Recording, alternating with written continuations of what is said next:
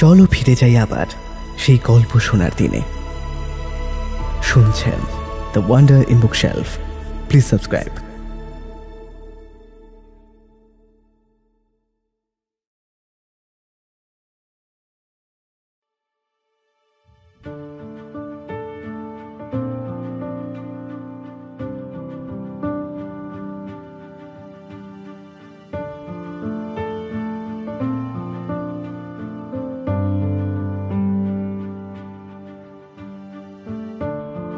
গল্পের দেশে আপনাদের নিয়ে যেতে আমরা আবার তৈরি। বিচিত্র এই দেশ রোমাঞ্চ এবং রহস্যে ভরা। সাহিত্যের এক বিপুল সম্ভার নিয়ে আমাদের বিশেষ প্রয়াস দ্য ওয়ান্ডার ইন বুকশেলফ। থাকবে বাংলা ও বিশ্ব সাহিত্যের ঝুলি থেকে বাছাই করা কিছু গল্প। আর আমাদের আজকের নিবেদন অবনীন্দ্রনাথ ঠাকুরের লেখা রাজকাহিনীর গল্প অন্তিম তথা সংগ্রাম সিংহ পর্ব। আজকের ৮ ওভারকে রূপ সমগ্র পরিচালনায় আমি সমৃদ্ধি ও শুভ। শুরু হচ্ছে সংগ্রাম সিংহ পর্ব।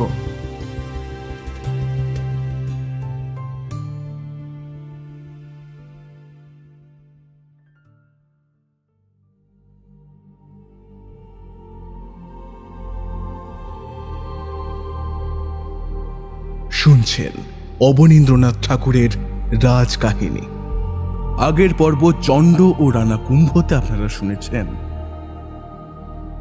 বৃদ্ধ লখারানার কাছে মারোয়ার দেশ থেকে মারোয়ারের দূত রাজকুমার চণ্ড ও মারোয়ারের রাজকন্যার বিয়ে সম্বন্ধ নিয়ে এসে হাজির হয়। কিন্তু সেই সভায় বৃদ্ধ লখারানা তার স্বভাববশে তামাশা শুরু করলে রাজকুমার চণ্ড ক্ষিপ্ত হয় ও বিয়ে করতে নাকচ করেন। তখন বৃদ্ধ লখারানাকে মারোয়ারের রাজকন্যাকে বিয়ে করতে হয় বাধ্য হয়ে। পরে তাদের এক ফুটফুটে বাচ্চা ছেলের জন্ম হলে লখারানা চণ্ডের হাতে তার দায়িত্ব দিয়ে এবং সেই বাচ্চা মুকুলকে সিংহাসনে বসিয়ে তীর্থে চলে যান। ছোট্ট রাজকুমার মুকুল ও চণ্ডের সম্পর্ক খুব মধুর থাকলেও মুকুলের মা অর্থাৎ রানী তা ভালো চোখে দেখে না এবং তার দরুন সে চণ্ডকে দেশ ছেড়ে চলে যেতে বলেন। ক্রমে বাচ্চা রাজার সুযোগ নিয়ে রানীর পিতা মারোয়ার রাজ সিংহাসন দখল করতে চাইলে আবার রানী চণ্ডকে সংবাদ পাঠান এবং সে এসে মালোয়ার রাজকে হত্যা করে পুনরায় সিংহাসন ফিরিয়ে নেয়। এরপর মালোয়ারের পুত্র সেই দেশ ছেড়ে পালিয়ে এসে বনে এক যোগী পুরুষের আশ্রমে আশ্রয় নেন। বেশ কিছু বছর পর সেই মারোয়ার রাজ্যের পুত্র চণ্ডের ছেলেকে হত্যা করে, কিন্তু পরবর্তীতে সেই যোগী পুরুষের সহচর্যে নিজের ভুল বুঝতে পারেন। চণ্ড সব হারিয়ে সেই যোগী পুরুষ শঙ্কর আচার্যের শরণাপন্ন হন শেষ জীবনে। বাচ্চা মুকুল বড় হয়ে তার বাবার মতোই তামাশা করে একদিন তার নিজের 2 কাকাকে ক্ষিপ্ত করে তোলেন। তখন বৃদ্ধ বয়সে তারা সেই দেশ ছেড়ে চলে আসেন এবং অনেক দূরে পাহাড়ের উপরে এক ছোট্ট কেল্লাতে জীবন ধারণ করতে থাকেন। তাদের সাথে থাকে কেবল একটি কুকুর এবং রাস্তায় কুড়িয়ে পাওয়া বাচ্চা মেয়ে, যাকে তারা মানুষ করতে থাকেন। পরে একদিন রানা মুকুল মারা পড়লে তার ছেলে রানা কুম্ভ সেই 2 কাকাকে হত্যাকারী মনে করেও হত্যা করেন। অন্যদিকে রানা কুম্ভের স্ত্রী মীরা কৃষ্ণের ভক্ত হয়ে মন্দিরে সকলের সামনে গান গাইলে রানার তা সহ্য হয় না এবং সে মীরাকে অনেক চেষ্টা করে কৃষ্ণের থেকে দূরে সরাতে চাইলে মীরা বৃন্দাবনে চলে যান।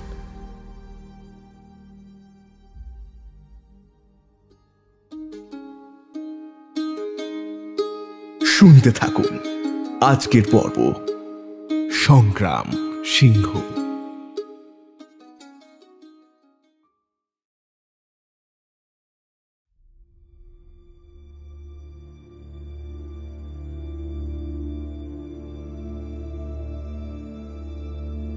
রানা কুম্ভ অনেক লড়াই করেছিলেন, অনেক দেশও জয় করে বীরত্ব দেখিয়েছিলেন, কিন্তু ঝুনঝুনে লড়াই যেমন তেমন আর কোনো লড়াই হলো না। আর লড়াই ফতে হবার পর কত নাচ তামাশা, কত গান বাজনা, কত আতশবাজি, আলো ইত্যাদি যেমন হতে হয় আর কি। 1 মাস ধরে চিতোর শহর যেন রাতে দিন হয়ে গেল। কিন্তু একটি কাণ্ড ঘটল। লড়াই জিতে আসবার পর দিন থেকে কুম্ভ হাতের তলোয়ার 3 বার মাথার উপর ঘুরিয়ে ফার্সি না আরবিতে কি জানি একটা সাপের মন্তর না ব্যাঙের মন্তর আউড়ে তবে নিজের সিংহাসনে বসতে লাগলেন।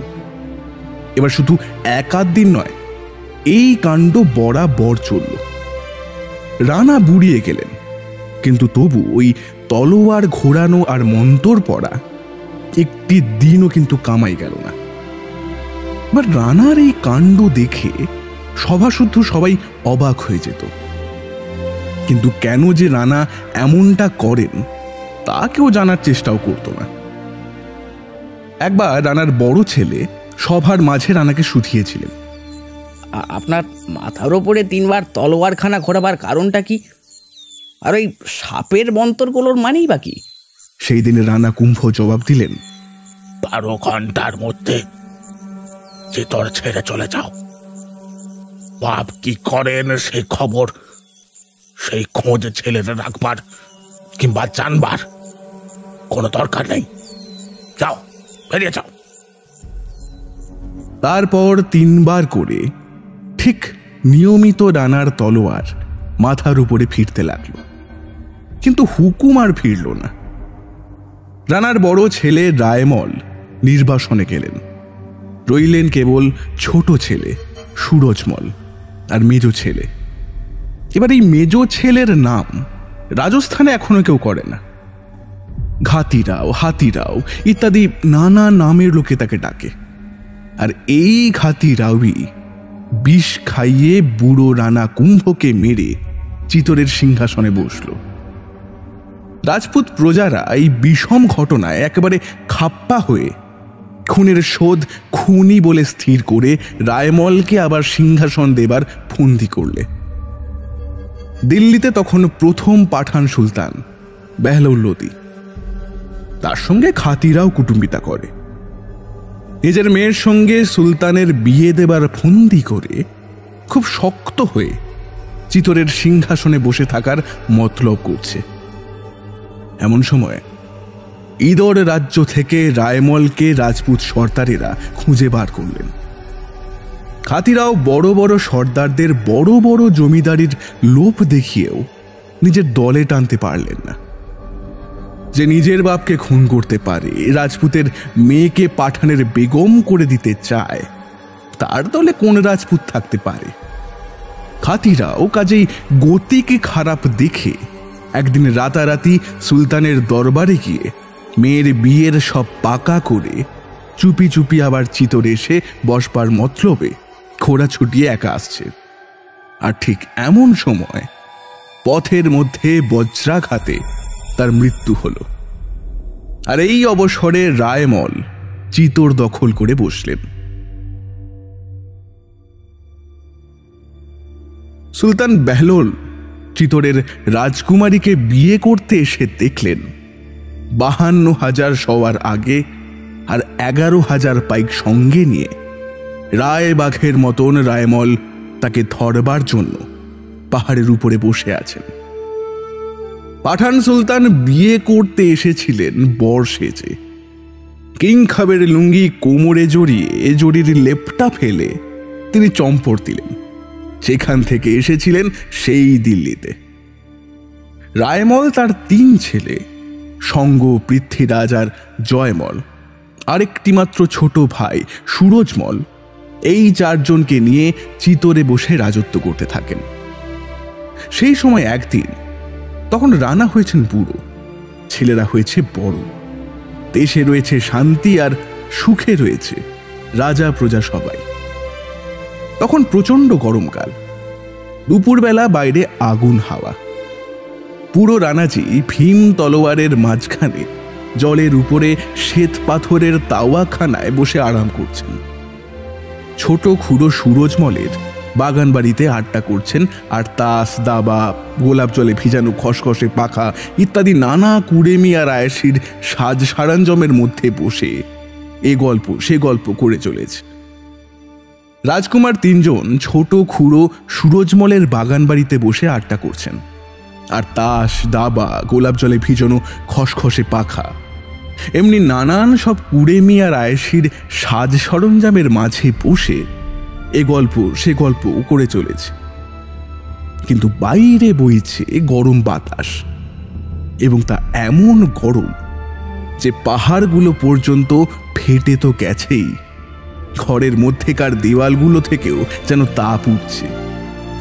কাজেই ঘরের মধ্যে রাজকুমারেরা ঠান্ডা হতে চাইলেও বেশিক্ষণ ঠান্ডা রইতে পারলেন না। এ কথায় সে কথায় কজনের মধ্যে কে কেমন বীর, কোন লড়াইকে ফতে করে কোন কোন পরগনা দখল করেছেন, প্রজারা কার নামে কি বলে, এমনি নানা খুঁটিনাটি খিটিমিটি থেকে রাজসিংহাসনের উচিত মতো কে পেলে প্রজারাও খুশি হয়, দেশের ভালো হয়, এই সব তর্ক উঠল। রানার মেজ ছেলে পৃথ্বীরাজ যেমন সুপুরুষ তেমনি সাহসী।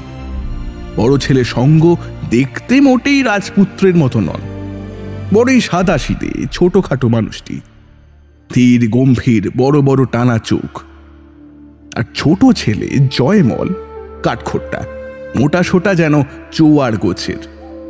আর রানার ভাই ওইদিকে সুরজমল খুব সুপুরুষ নন, আবার খুব কদাকারও নন, অনেকটা বুড়ো রানার মতোই তার চোখ নাক। তিন ভাইয়ে বিষম তর্ক বাঁধল এই সিংহাসন নিয়ে। পৃথ্বীরাজ বললেন, প্রজাদের হাতে যদি রাজা বেছে নেওয়ার ভার পড়ে তবে দেখে নিও, আমাকেই রাজপুতেরা রাজা করবে। জয়মল উঠে বললেন, ওসব বুঝি নে, দেখছো এই হাতখানা, জোর যার মুলুক তার। সঙ্গ, তিনি সবার থেকে বড়, একটুখানি হেসে বললেন, ভবানী মাতা যাকে সিংহাসন দেবার দিয়ে বসে আছেন, বিশ্বাস না হয় চলো চারণী দেবীর মন্দিরে গুনিয়ে দেখি কার অদৃষ্টে সিংহাসন লেখা রয়েছে। সুরজমল তিনজনকে ধমকে বললেন, আহ, এসব কি কথা হচ্ছে? দাদা শুনলে তো রক্ষে থাকবে না, হয়তো তোমাদের সঙ্গে আমাকেও দেশ ছাড়া করবেন। সিংহাসন নিয়ে নাড়াচাড়া কেন বাবু? এ কি শতরঞ্জ না দাবা খেলা পেলে যে এখনই রাজা উজির মারছ? নাও একটু গোলাপ জল মাথায় দাও, ঠান্ডা হোক, থাক ওসব কথা।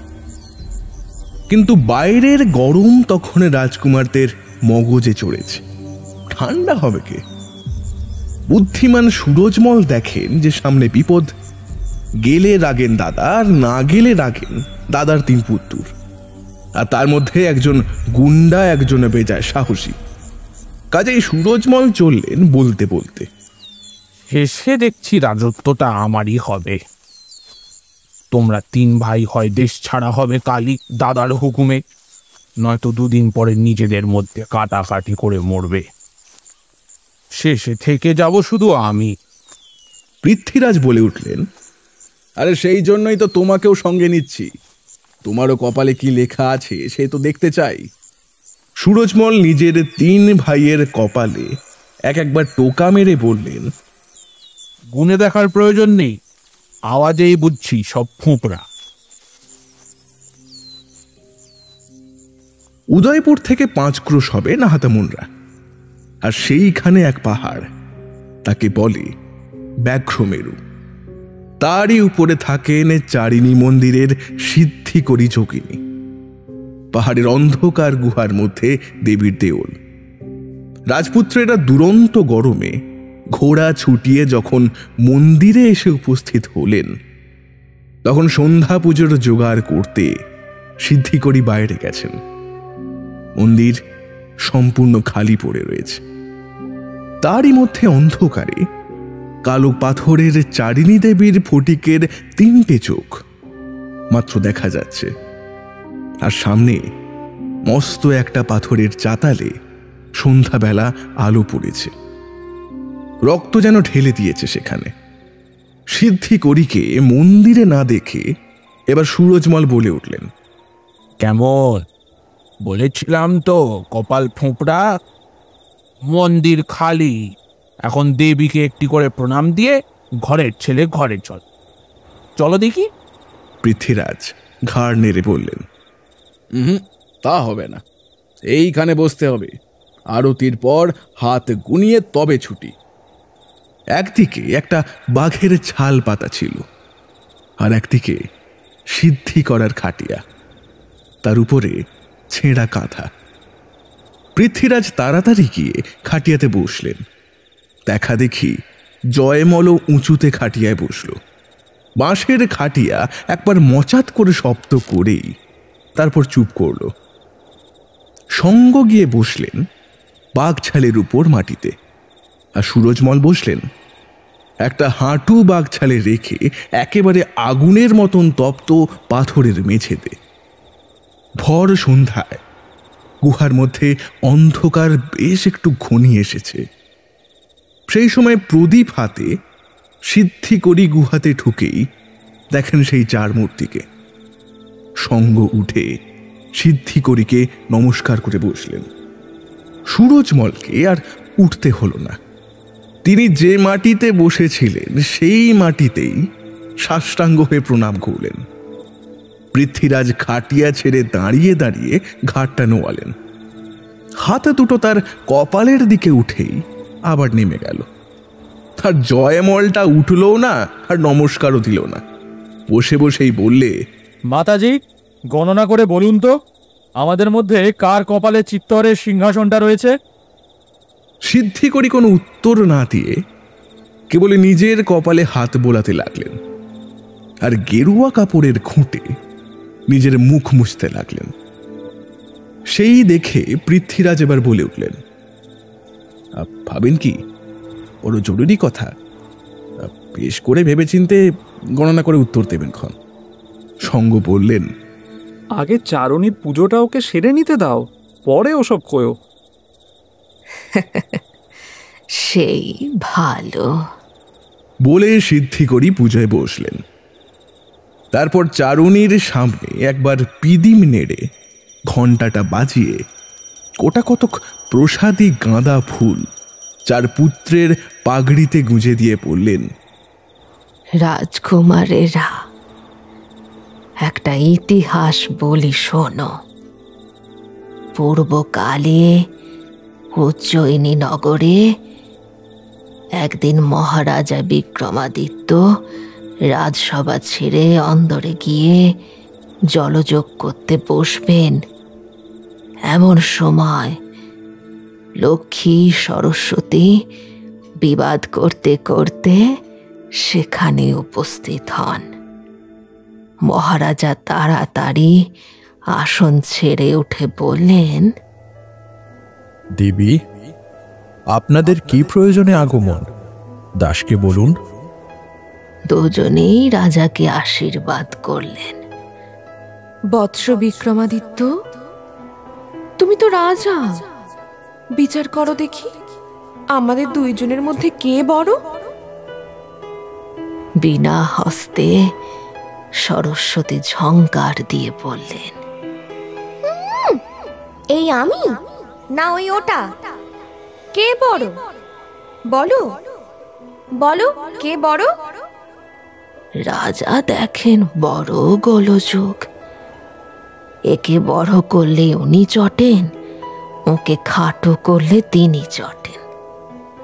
রাজা দুজনের মধ্যে দাঁড়িয়ে মাথা চুল করছেন দেখে বিক্রমাদিত্যের ছোট রানী বলে উঠলেন, ঠাকুরুনরা, রাজাকে কিছু খেয়ে নিতে দিন। সারাদিন বিচার করে ওর এখন মাথা ঠিক নেই। সুবিচার করেন কেমন করে বলুন? আজকে রাতটা ওকে ভেবে ঠিক করতে দিন, কাল রাজসভায় ঠিক বিচার হয়ে যাবে দেখবেন।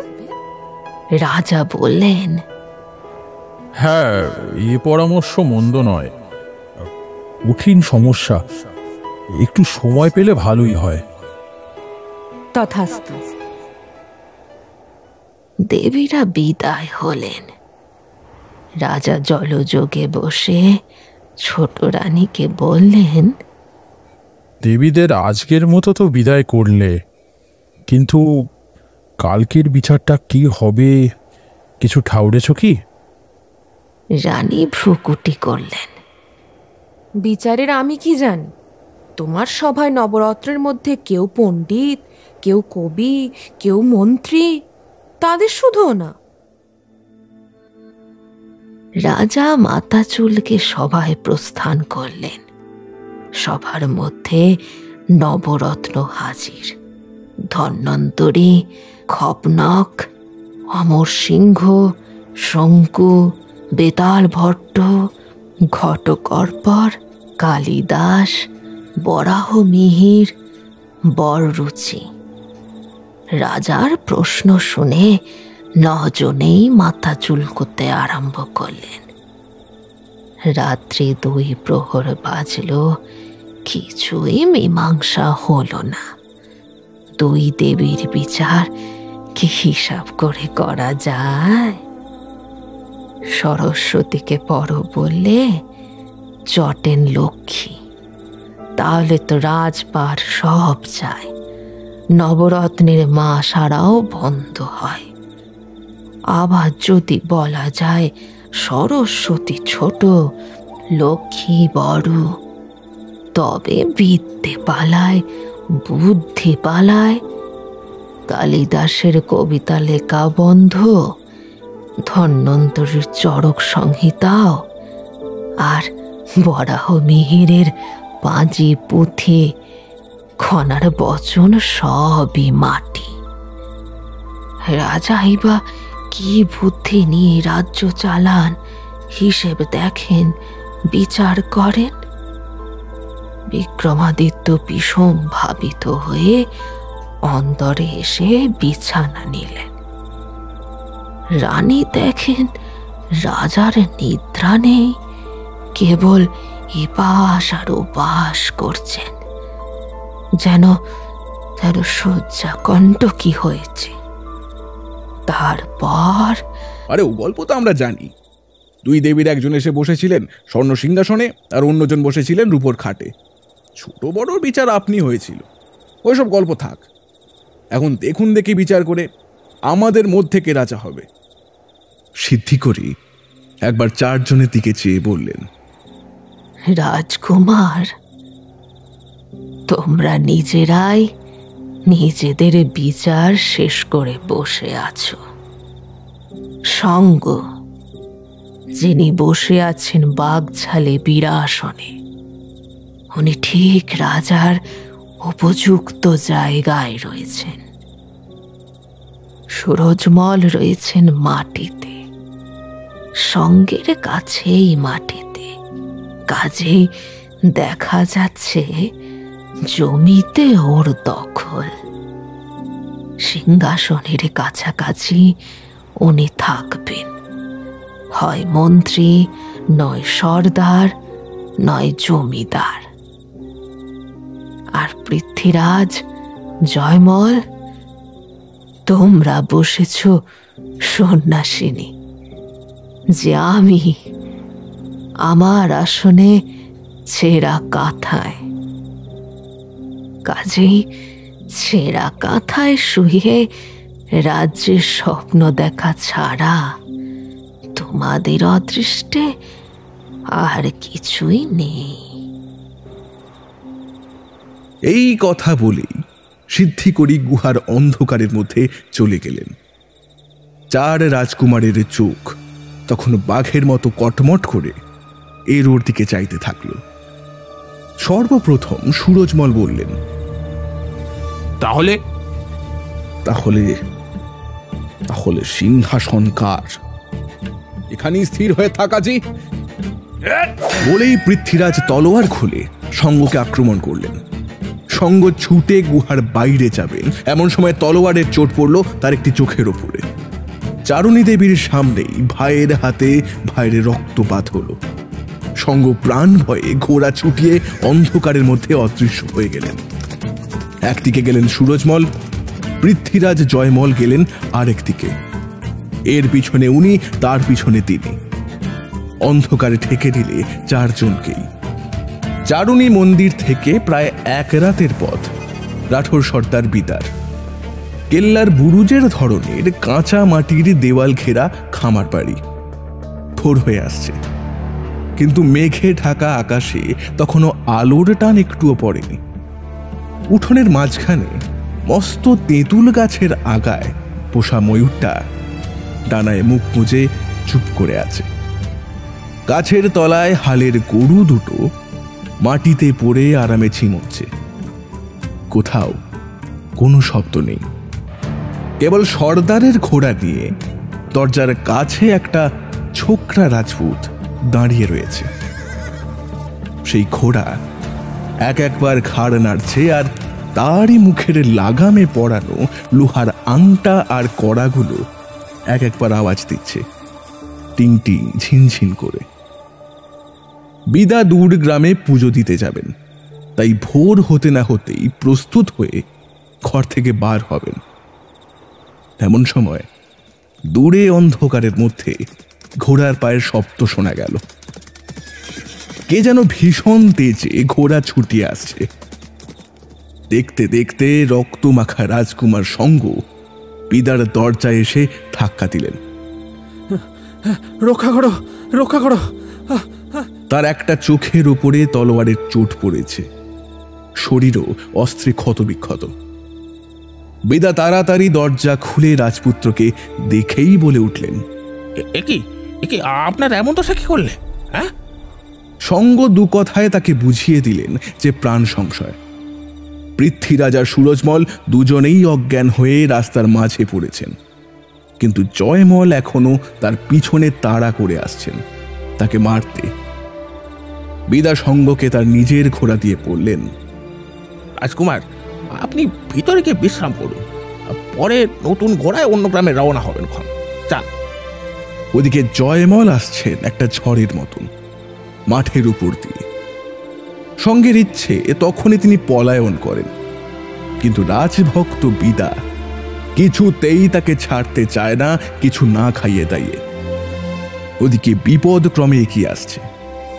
সঙ্গ ইতস্তত করছেন দেখে বিদা বললেন, আরে কোনো ভয় নেই, আপনি যান না। নিশ্চিন্ত হয়ে একটু বিশ্রাম করে যতক্ষণ না আপনি খিড়কি দিয়ে বেরিয়ে যাচ্ছেন, ততক্ষণ জয়মলকে আমি এই দরজার চৌকাঠ পার হতে দেব না।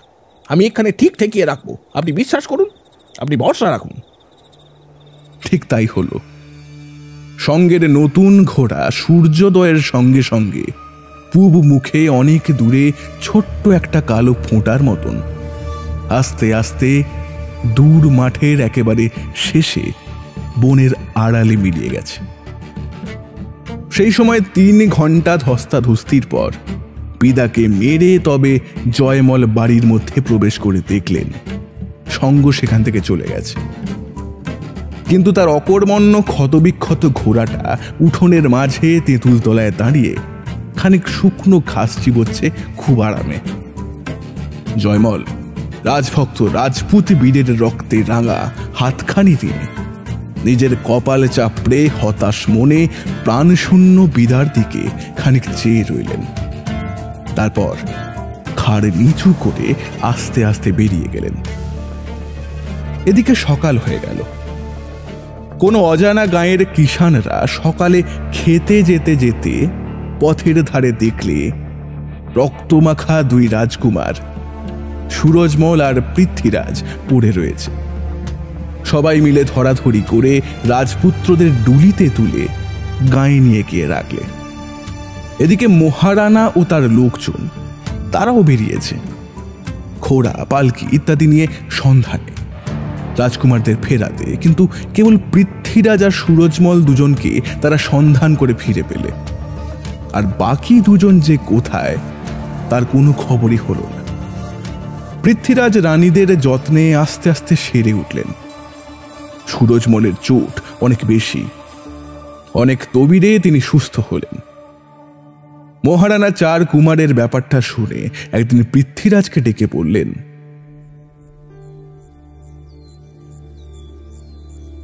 দেখো, এই যে ঘটনা ঘটেছে এর জন্য কিন্তু তুমি দায়ী। সঙ্গ একেবারে নির্দোষ। সে কোথায় আছে কি নেই কিছুই জানা যাচ্ছে না। বেঁচে থাকে তো তোমারই ভয়ে সে কোথাও লুকিয়ে রয়েছে।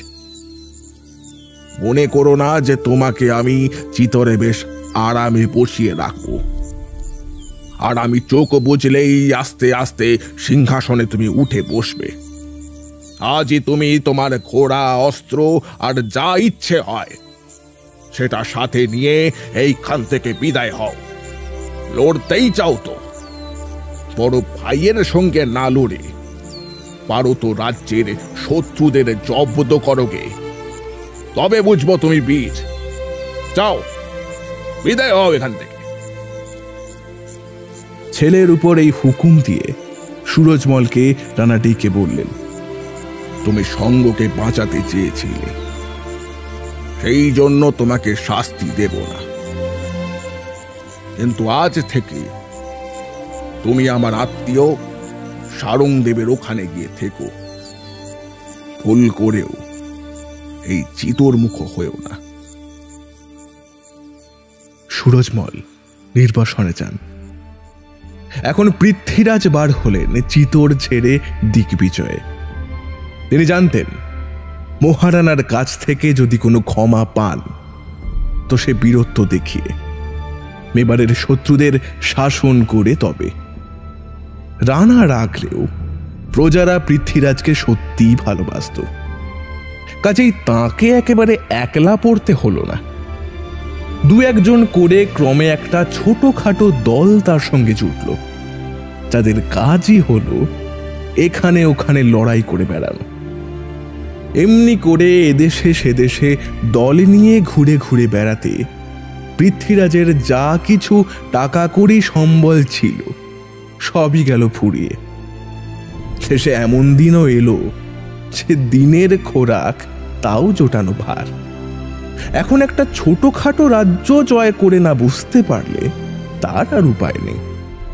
এই অবস্থায় পৃথ্বীরাজ একদিন নিজের হাতের একটা মানিকের আংটি গদাওয়ারের উঝা নামে এক জহুরির কাছে বাধা দিয়ে কিছু টাকা আনতে পাঠালেন। এই উঝাই একদিন এই আংটিটা পৃথ্বীরাজকে অনেক টাকায় বেচেছিল। আংটিটা দেখেই জহুরি তাড়াতাড়ি টাকা কুড়ি দিয়ে যেখানে পৃথ্বীরাজ ছদ্মবেশে সামান্য লোকের মতন একটা সরাইখানায় দিন কাটাচ্ছিলেন সেইখানে উপস্থিত হয়ে বললে, কি দেখছি রাজকুমার, টাকার দরকার ছিল তো একটু তো লিখে পাঠালেই হতো, আংটিটা বাধা দিয়ে বাজারে কেন বদনাম কিনছেন? পৃথ্বীরাজ উঝাকে চুপি চুপি বুঝিয়ে বললেন, ওই আংটি ছাড়া এখন আর আমার কোনো সম্বল তেমন নেই যে তোমায় টাকা দেব। তাছাড়া আংটি তো একদিন না একদিন পেটের দায় বেচতেই হবে। আমার কতগুলো সঙ্গী দেখছো তো, এদের তো আর শুকনো মুখে আধ পেটা করে রাখতে পারি না। পৃথ্বীরাজের দুঃখের কাহিনী শুনে উঝার চোখ জলে ঝাপসা হয়ে এলো। সে তার দুই হাত জোড়া করে বললে, কুমার, এই টাকাটা নিন আপনি, আমি আংটি চাই না কুমার। যতই হোক আমি আপনার প্রজা, মহারানার ঋণ চিরকাল খাচ্ছি। পৃথ্বীরাজ উঝাকে নিজের বুকে টেনে নিয়ে বললেন, ভাই ভাই, আজ যেন তুমি আমার প্রাণ বাঁচালে, কিন্তু কিন্তু এরপর কি হবে? উঝা পৃথ্বীরাজকে চুপি চুপি বললে, দেখুন, মীনা সর্দারের কাছ থেকে ছিনিয়ে নিয়ে এই দেশটা আপনি দখল করে বসুন, রাজ্যের একটা শত্রুও নাশ হবে আর আপনারও মান বাড়বে, ঠিক কিনা? পৃথ্বীরাজ ছদ্মবেশে সেই দিনই গিয়ে মীনা সর্দারের কাজে দলবল নিয়ে ভর্তি হলেন। রাজস্থানের মীনারা জঙ্গলি, দুর্দান্ত জাত, লুটপাট করাই তাদের প্রধান কাজ। এদেরই রাজা মীনা রায় নাম নিয়ে সমস্ত গদাওয়ার শাসন করছে। মহারানাকেও সে তুচ্ছ করে। নাদালা বলে একটা গ্রাম তার আড্ডা। পৃথ্বীরাজ তার 5 সঙ্গী যশ, সিন্ধিয়ার সঙ্গম তৈবী, অভয় আর জনহুকে নিয়ে এই দুর্দান্ত মীনাকে জব্দ করার একটা মতলব করলেন। আহেরিয়া রাজস্থানের একটা মস্ত আনন্দের দিন।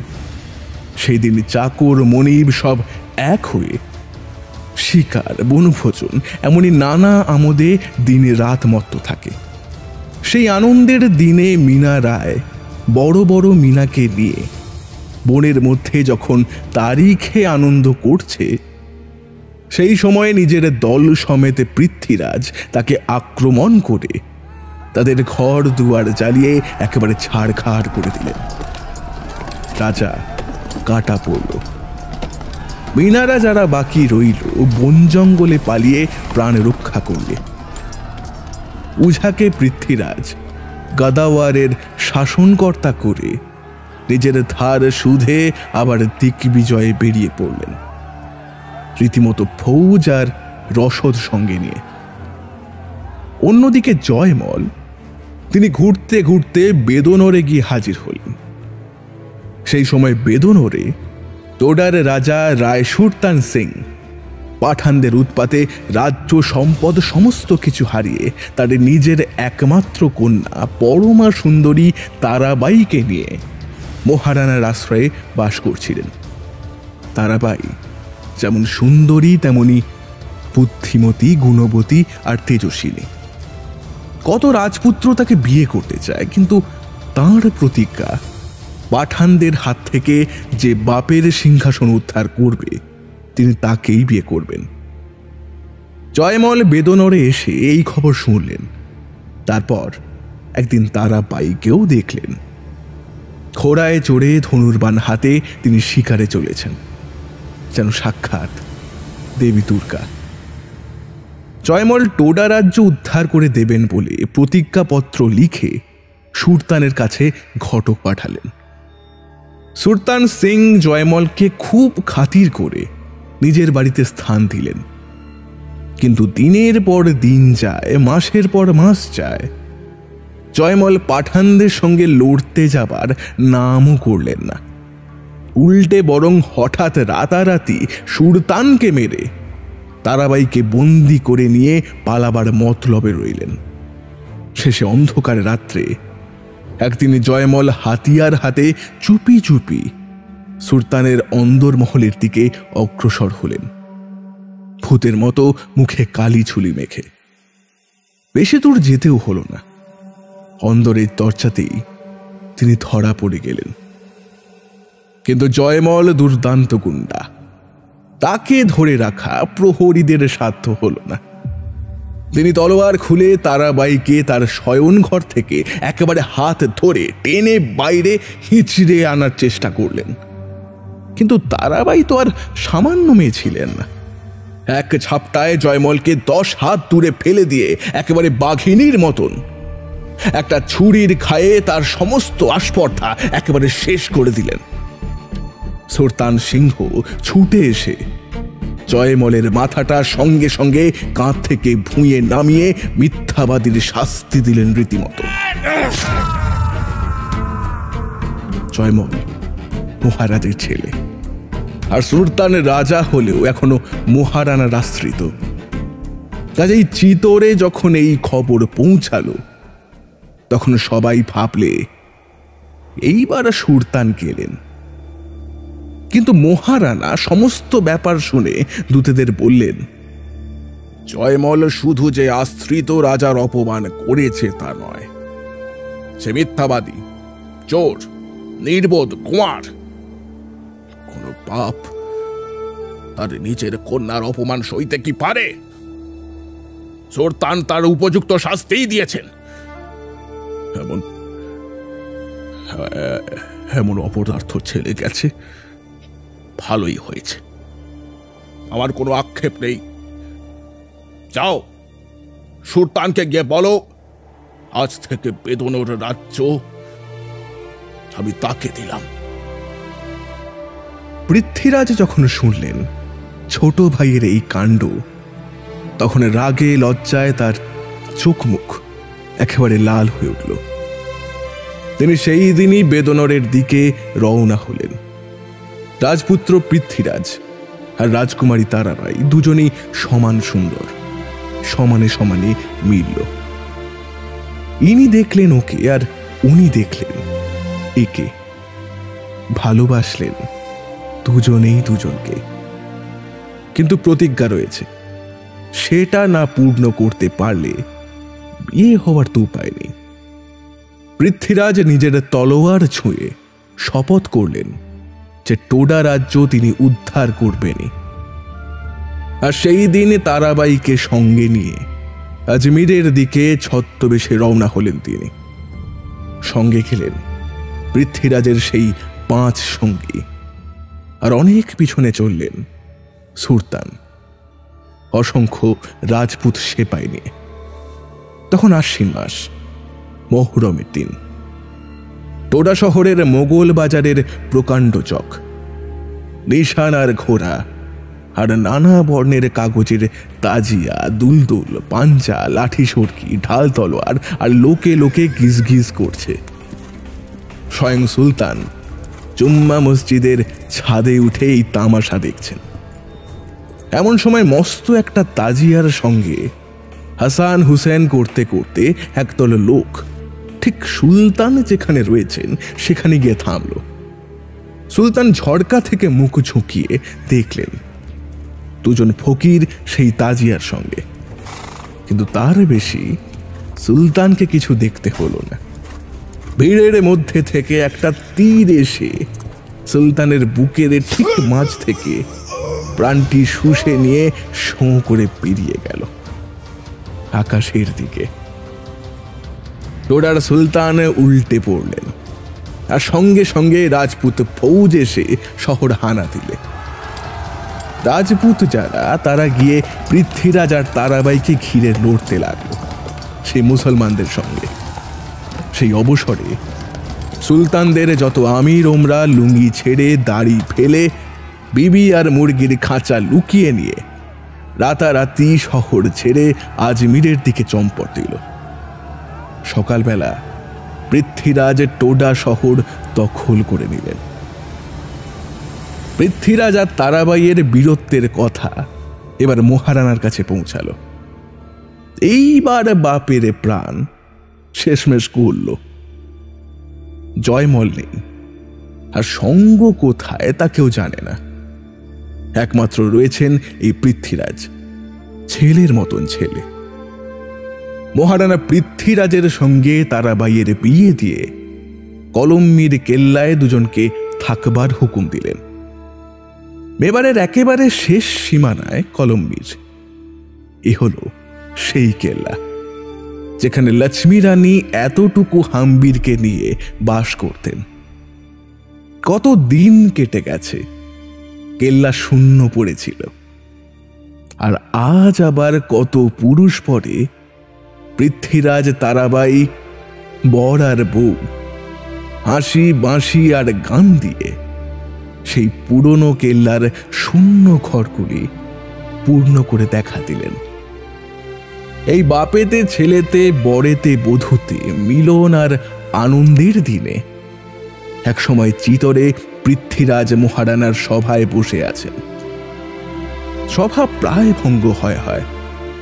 মহারানা সবে উঠি উঠি করছেন, এমন সময় মালুয়া থেকে এক দূত এসে খবর পাঠালে, এক্ষুনি মহারানার সঙ্গে দেখা করতে চাই।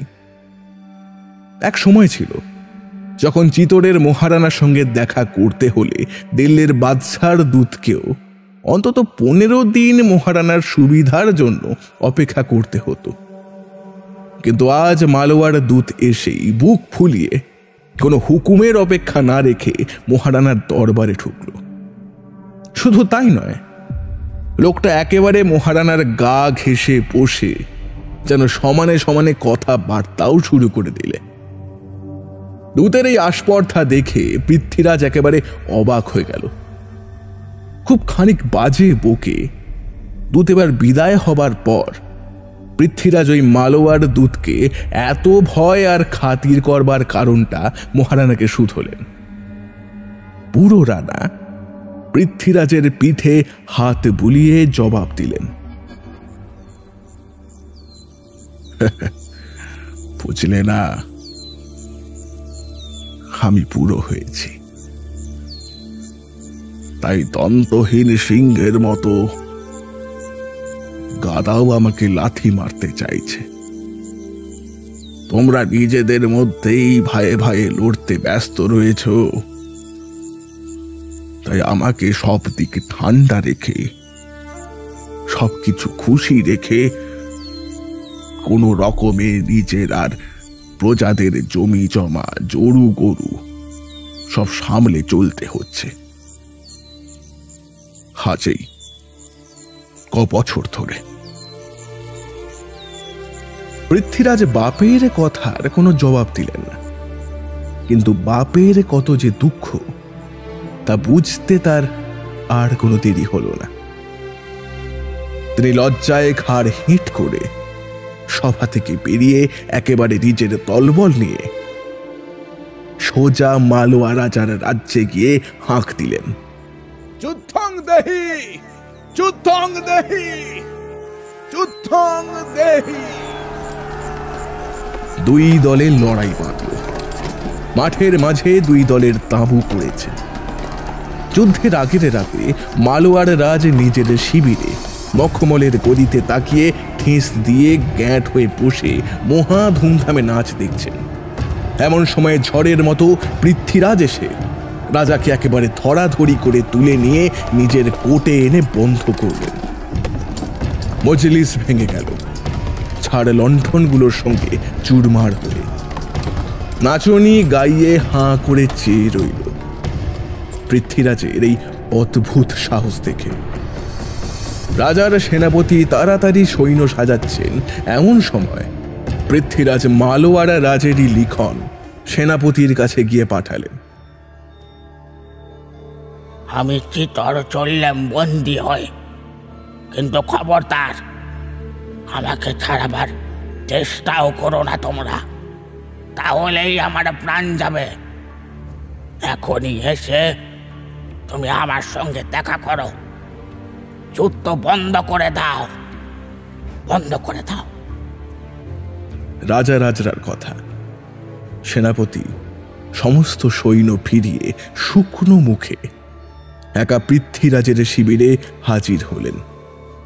পৃথ্বীরাজ তাকে আশ্বাস দিয়ে বললেন, রাজার প্রাণের জন্য কোনো ভয় নেই, আমি ওকে চিতরে নিয়ে যাচ্ছি, খুব যত্নেই রাখবো, আর সুস্থ শরীরেই ফিরিয়ে দেব। তোমাদের রাজার সেই হামবড়া দুধটাকেও ফিরে পাবে। মহারানা দুধকেও চান না, আর বন্দিকেও নয়, কেবল মালোয়ারের কাছ থেকে যে নমস্কারটা তার প্রাপ্য তাই তিনি আনতে আমাকে হুকুম দিয়েছেন। তাই তোমাদের রাজার একবার সশরীরে চিতর যাওয়া খুবই দরকার। কিন্তু এখান থেকে কিংবা পথের থেকে যদি রাজাকে ছিনিয়ে নিতে চেষ্টা করো, তবে ওই থরেটি শুধু ফিরে পাবে, মাথাটি কিন্তু গিয়ে পড়ে থাকবে চিতরের মহারানার সিংহাসনের নিচেই, ওই পা রাখবার পিড়িখাড়ির ঠিক সামনেই। মনে রেখো কথাটা। মহারানা সভায় বসে আছেন। পৃথ্বীরাজ মালোয়াকে বন্দি অবস্থায় নিয়ে উপস্থিত। সবাই দেখে তো অবাক হয়ে গেল। সেই সময় একজন পৃথ্বীরাজের চর দূতের ঘাড় ধরে এনে বললে, শিখে নাও মহারানার সঙ্গে কেমন করে কথা বলতে হয়, তোমার নিজের দেশের রাজার থাকে। দেখো, দূত থরহরি কাঁপতে লাগলো, তার কপাল বেয়ে কাল ঘাম ছুটল। মহারানা ব্যাপার বুঝে খুব খাতির করে মালোয়াকে নিজের কাছে বসালেন। তারপর কিছুদিন চিতরে আরামে থাকার পর মালোয়ার রাজা আর রাজদূত দুজনেই ছুটি পেয়ে দেশে গেলেন।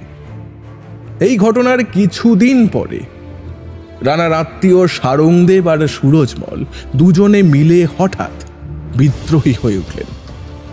পৃথ্বীরাজ তখন অনেক দূরে কলম্বিরে। সবার খবর নিয়ে সেদিকে ছুটল। মহারানা দলবল নিয়ে চটপট লড়াইয়ে বেরিয়ে গেলেন। সদ্রি, বাটেরা, নাই আর নিমজ এর মধ্যে যত পরগনা সমস্ত দখল করে চিতরের খুব কাছে গাভীরি নদীর ওপারে সুরজমল এসে দেখা দিলেন প্রকাণ্ড ফৌজ নিয়ে। সেইখানে ভীষণ যুদ্ধ বাঁধল। রানার ফৌজ ক্রমেই হটতে লাগল। সন্ধ্যা প্রায় হয় 22টা অস্তরের ঘা খেয়ে মহারানা দুর্বল হয়ে পড়েছেন। সুরজমলের সৈন্যরা নদীর এপারটাও দখল করেছে। বিদ্রোহীদের আর ঠেকিয়ে রাখা চলে না। এমন সময় 1000 রাজপুত নিয়ে পৃথ্বীরাজ এসে পড়লেন। যুদ্ধ সেই দিনের মতন স্থগিত রইল। দুই দলের লড়াই বন্ধ রেখে যে যার তাঁবুতে বিশ্রাম করছে। মাঠের দিকে দিকে মশাল আর ধুনি জ্বলছে।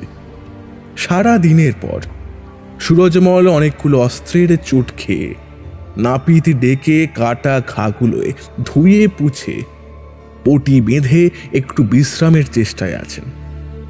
এমন সময় হঠাৎ সামনে পৃথ্বীরাজকে দেখে সুরজমল খাটিয়া ছেড়ে এমন বেগে দাঁড়িয়ে উঠলেন যে তার বুকে বাঁধা কাপড়ের পট্টিটা ছিঁড়ে গিয়ে ঘা দিয়ে রক্ত ছুটল। পৃথ্বীরাজ তাড়াতাড়ি খুড়োকে ধরে খাটিয়াতে শুইয়ে দিয়ে বললেন, ভয় নেই, কেমন আছো তাই জানতে এলাম। সুরজমল একটু হেসে বললেন, হঠাৎ তুমি এসে পড়ায় একটু ব্যস্ত হয়ে পড়েছিলাম। যা হোক, অনেকদিন পরে তোমাকে দেখে খুশি হলাম। তা মহারানার সঙ্গে সাক্ষাৎ করনি? কমল মিরে তোমার খবর পেয়ে ছুটে এসেছি। বাবার সঙ্গেও এখনো দেখা হয়নি। এই সময় এক দাসী সোনার থালায় খাবার নিয়ে হাজির হলো। সুরজমল বললেন, আরে দেখছিস নে কে এসেছে, যা দৌড়ে থালা নিয়ে আয় রে। আরে নিয়ে আয়, যা যা যা। দাসীকে এদিক ওদিক চাইতে দেখে সুরজমল বললেন, বুঝেছি, সারংদেব এই এক থালা বই আর কিছু পাঠায়নি। পুরো ভাইপোতে আজ এক থালি খাব। শুনেই পৃথ্বীরাজ একটা মিষ্টি তুলে তার মুখে দিলেন। দিনের বেলার শত্রুতা, গল্প, হাসি, খাওয়া দাওয়ার চুটে কোথায় পালিয়ে গেল। বিদায়ের সময় পৃথ্বীরাজ তার খুড়োকে বললেন, আমাদের পুরনো ঝগড়াটা তাহলে আজ তোলা থাক, কি বলো?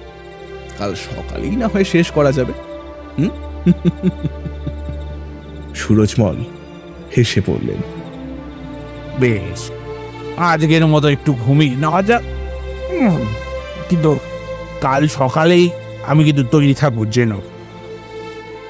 তার পরের দিন লড়াইয়ে বিদ্রোহীদের পৃথ্বীরাজ হারিয়ে দিলেন। সুরজমল সারংদেবকে নিয়ে পালিয়ে চললেন। পৃথ্বীরাজও তাদের পিছনে তাড়িয়ে চললেন। একটার পরে একটা পরগনা বিদ্রোহীদের হাত থেকে আবার জয় করতে করতে সুরজমলের একটু দাঁড়াবারও স্থান রইল না। সারংদেবের রাজ্যটা পর্যন্ত পৃথ্বীরাজ দখল করে নিলেন। দুই বিদ্রোহী তখন স্ত্রী পুত্র পরিবার নিয়ে নিমচের জঙ্গলে বড় বড় গাছের গুঁড়ি আর ডালপালা দিয়ে খুব মজবুত রকম বরজ বানিয়ে তার মধ্যে লুকিয়ে রইলেন। একদিন সুরজমল নিশ্চিন্ত মনে বসে গল্প গুজব করছেন। দুপুরবেলা বাইরের বনের মধ্যেটা শ্মশান, কোনখানে ঘর পাতার আড়ালে বসে দুটো নীল পায়রা কেবলই বকম বকম করছে। এমন সময় বাঘ যেমন চুপি সারে এসে হঠাৎ শিকারের ওপর ঝাঁপিয়ে পড়ে, তেমনি পৃথ্বীরাজ ঘরের বেড়া ডিঙিয়ে একেবারে সুরজমলকে চেপে ধরলেন। দুজনে ভীষণ খানিক ধস্তাধস্তি চলল। পৃথ্বীরাজ খুড়োকে কাবু প্রায় করে ফেলেছেন। এমন সময় সারংদেব দুজনের মাঝে পড়ে পৃথ্বীরাজকে ঠান্ডা করে বললেন, আরে আরে করো কি? দেখছো না তোমার খুড়োর কি অবস্থা? একরকম কাইল হয়ে পড়েছে, এক চড়ে উল্টে পড়ে। ছেড়ে দাও বলছি, ছেড়ে দাও। সারংদেবের মোড়লি সুরজমলের মোটেই ভালো লাগলো না। সারংদেব রেগে কটমট করে চাইতে চাইতে বেরিয়ে গেলেন। দেখো পৃথ্বীরাজ, তোমাতে আমাতে লড়াই, এতে আমি যদি মরি তোমার হাতে তাতে আমার কোনো দুঃখ নেই, ক্ষতিও নেই। ছেলে দুটো আমার উপযুক্ত হয়েছে, কিছু না জোটে তো মহারানার ফৌজে গিয়েই ভর্তি হবে। তবু তোমাদের বিরুদ্ধে আমার মতো তারা অস্ত্র ধরবে। কিন্তু তুমি যদি আমার হাতে মরো, তবে শুধু যে আমার লজ্জার উপর লজ্জা, দুঃখের উপর দুঃখ পেতে হবে তা নয়। দাদার পরে তুমি না থাকলে চিতরের দশাটা কি হবে ভেবেছ কি? ইচ্ছে হয় তুমি আমাকে মেরে ফেলো, কিন্তু বন্দি করে যে আমায় নিয়ে যাবে তা হবে না। সুরজমল যে চিতরের সঙ্গে প্রাণে প্রাণে এক, তা বুঝতে পৃথ্বীরাজের আর দেরি হল না। তলোয়ার বন্ধ করে তিনি খুড়োকে প্রণাম করলেন। সুরজমল ভাইপোকে বুকে জড়িয়ে ধরে বললেন, এতদিনে আমার দৃষ্টের লিখন কিছুটা একটু হলেও ফুলল। তোমার হৃদয় সিংহাসনের খুব কাছে আমি এলেন। এখন বাকি শুধু যে মাটিতে জন্মেছি সেই মাটির একটু টুকরোতে মাথা রেখে মরার ব্যবস্থা করে নেওয়া।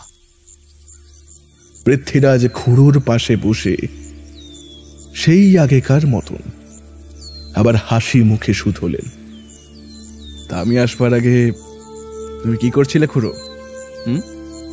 ছেলেদের রাজস্থানের ইতিহাস আর গল্প শুনিয়ে খানিক বাজে সময় কাটাচ্ছিলাম বলে খুড়ো হাসলেন।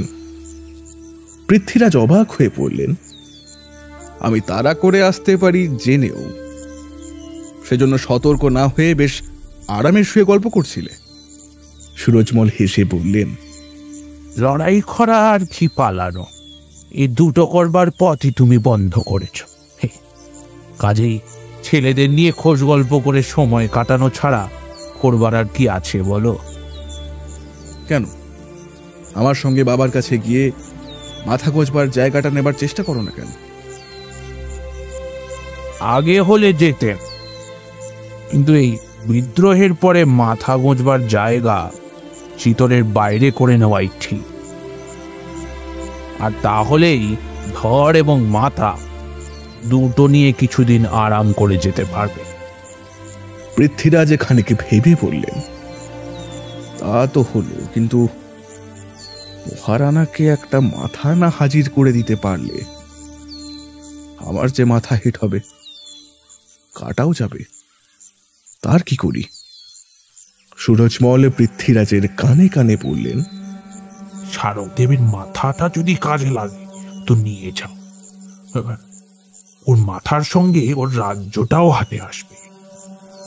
আমার মাথার সঙ্গে এই ছেঁড়া পাগড়িটা ছাড়া আর তো কিছুই পাচ্ছ না, বরং বেশি সুখ্যাতি পাবে ওই মাথাটা নিলে।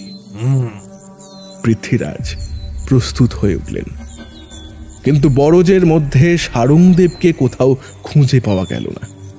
তিনি চোখ রাঙিয়ে খুড়োকে বললেন, এই আমাকে ফাঁকি দিতে চাইছো না তো? সুরজমল খানিক ভেবে বললেন, এসো আমার সঙ্গে বাইরে, বড় মাথা না পাও ছোট মাথায় নিয়ে যাও।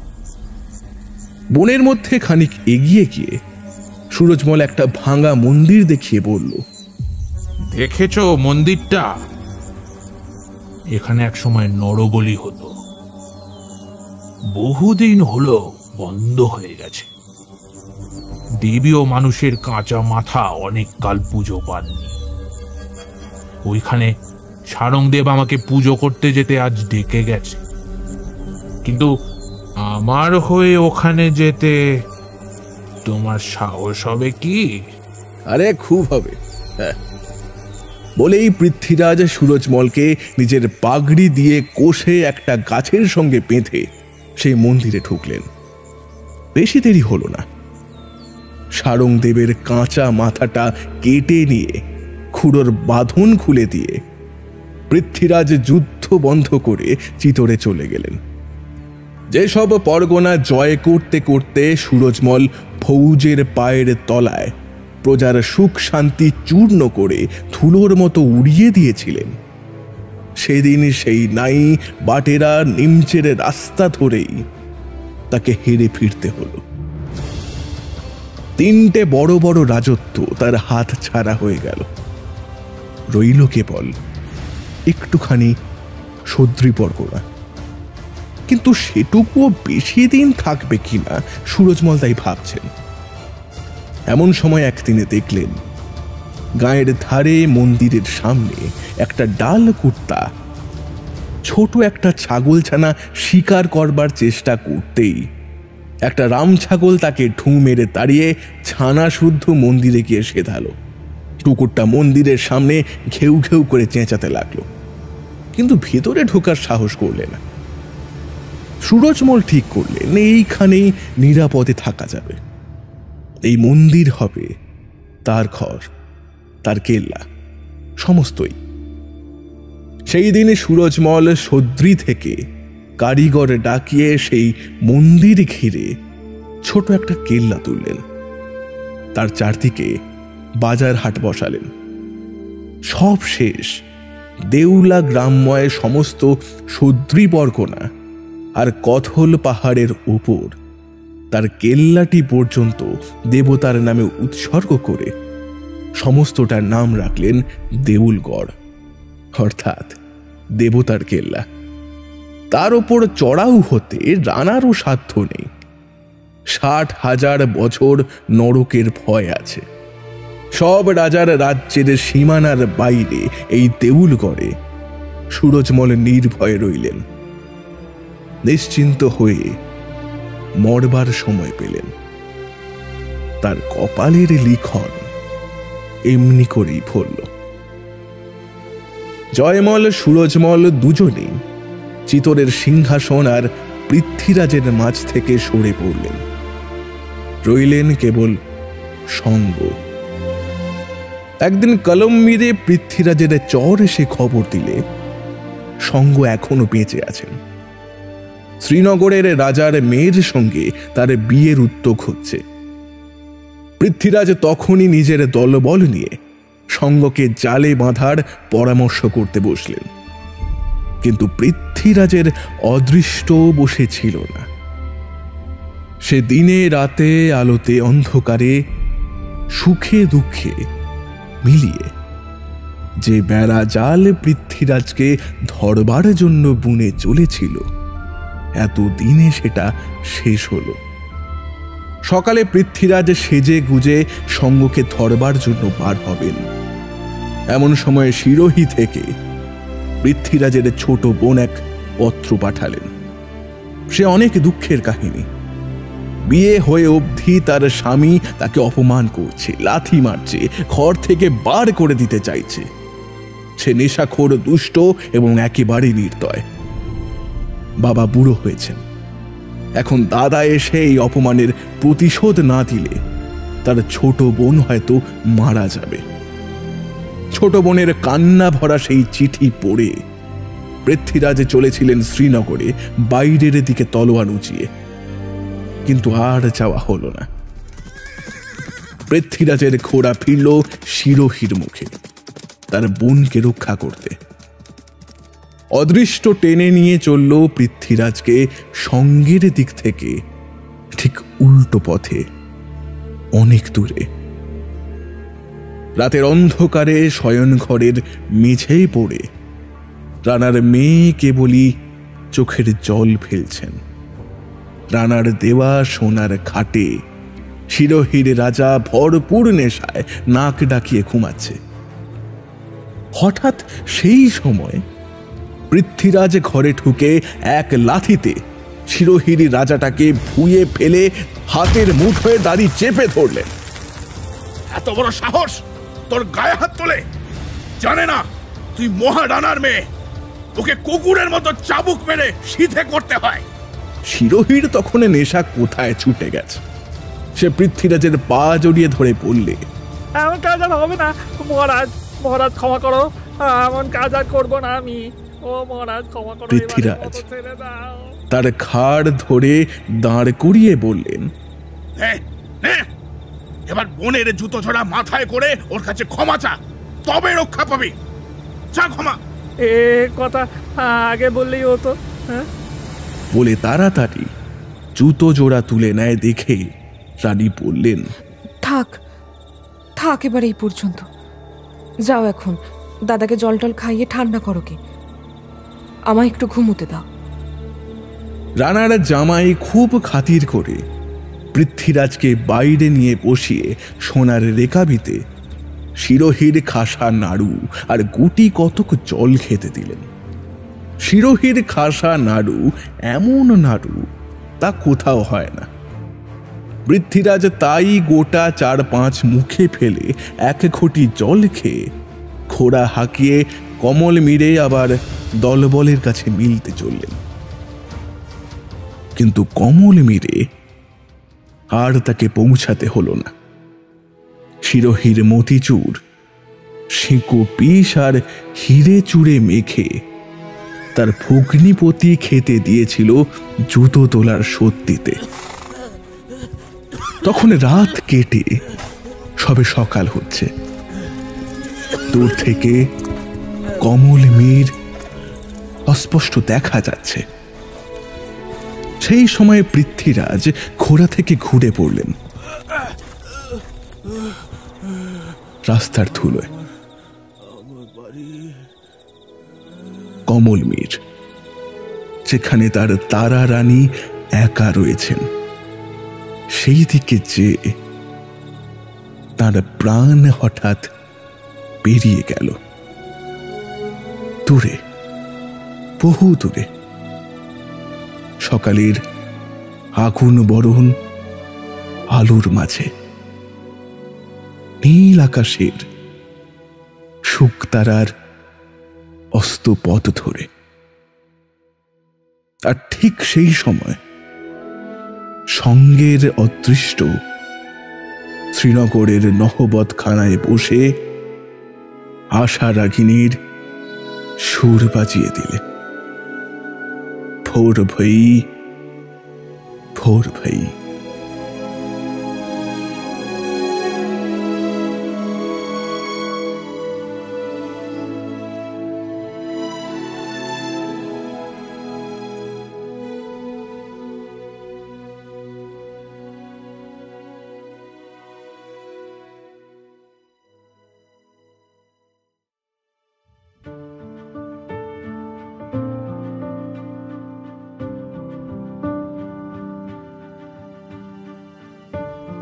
শেষ হল অবনীন্দ্রনাথ ঠাকুরের লেখা রাজকাহিনী।